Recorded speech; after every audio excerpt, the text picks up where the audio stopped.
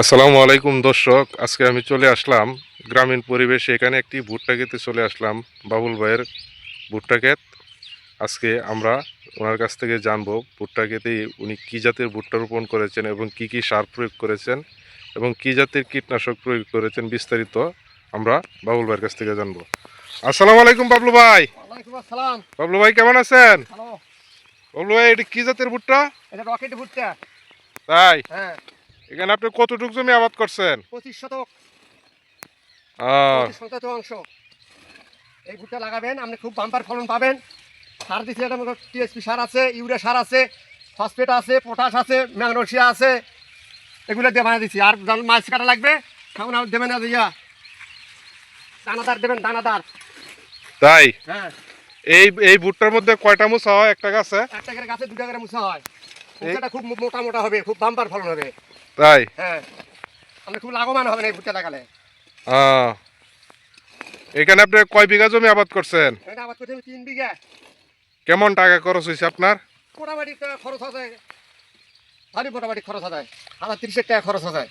কি কি কি সার ব্যবহার করছেন? আমি পটাশ দিছি, ইউরিয়া সার দিছি, টিএসপি দিছি, ম্যাগনেসিয়া দিছি, এগুলোতে বানিয়ে দিছি, জিপ সার দিছি। আচ্ছা, ভুট্টা ক্ষেতে আপনার কি কি পোকার আক্রমণ বেশি হয়? পোকা এই মাছ কাটা পোটা বেশি আক্রমণ করে।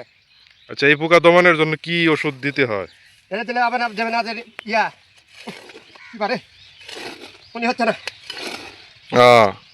আচ্ছা, এটা সপ্তাহে কয়দিন স্প্রে করেন আপনি? সপ্তাহে 1 দিন করে দিলেই হয়।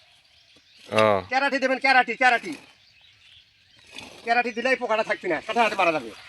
এইখানে কি আপনার ওই যে মাজরা পোকা, তারপরে জাত পোকা, এগুলারও আক্রমণ হয়? হ্যাঁ, এগুলার জন্য কি ওষুধ ব্যবহার করেন? এগুলো পাতা দেবেন, অ্যারোস্টার পাতা দেবেন, গিলদার দেবেন। অ্যারোস্টার পাতা গিল্ডার দিলে কি এই পোকা ধ্বংস হয়ে যায়? ধ্বংস হয়ে যায়, সাথে সাথে অ্যাকশন। আপনি এই ভুট্টা যে লাগাইছেন, এই ভুট্টা বয়স কতদিন হয়েছে? এই বয়স হতে 1.5 মাস। 1.5 মাস। এটা উঠবে কখন? এটা হচ্ছে ফাল্গুন মাসে হয়। তাই? হ্যাঁ, আহ, ফাল্গুন মাসে একবার তোলা তোলা করে কমপ্লিট হয়ে যাবে। এক একটা গাছে কি এই 2টা করে মুসা? হ্যাঁ, 2টা করে মুসা। এটা কি জাতের ভুট্টা বলছিলেন? রকেট। খুব দারুণ বাম্পার ফলন। কেমন এই ভুট্টার দরদাম কেমন?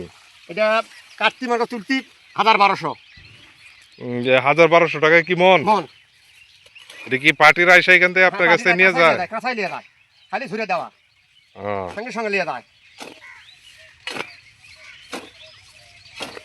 পার্টির সাথে সাথে আসে দিবে। আর কি আবাদ করছেন এখানে? এখানে আছে বটবটি, পিঁয়াজ আছে, ঝিঙ্গা আছে, সম্পূর্ণ লাগাছি। এইটার সাথে কি বরবটি আছে না পাশে? পাশে পাশে আছে, পিঁয়াজ আছে। তো আপনার দেখি ভালো একটা বড় প্রজেক্ট এইখানে। ইরিখাত আছে। ইরিগেট। হ্যাঁ। দর্শক, বাবলু ভাইয়ের এখানে একটি ভালো বড় প্রজেক্ট। মোটামুটি এখানে উনি কিছু জমিতে ধান রোপণ করেছেন এবং ভুট্টা রোপণ করেছেন। পাশেই একটি জমিতে ক্ষীরা রোপণ করেছেন। যদিও আমরা ওই ক্ষেতটির কাছে যেতে পারতেছি না। আর ওই পাশে দেখেন ওই যে মাছা দেখা যায়, মাছার মধ্যে উনি বরবটি, শসা, মাচার নিচে পেঁয়াজ, সাথে ঝিঙ্গা, বিভিন্ন ধরনের সবজি আবাদ করেছেন। ঠিক আছে বাবলু ভাই, ভালো থাকেন। আচ্ছা।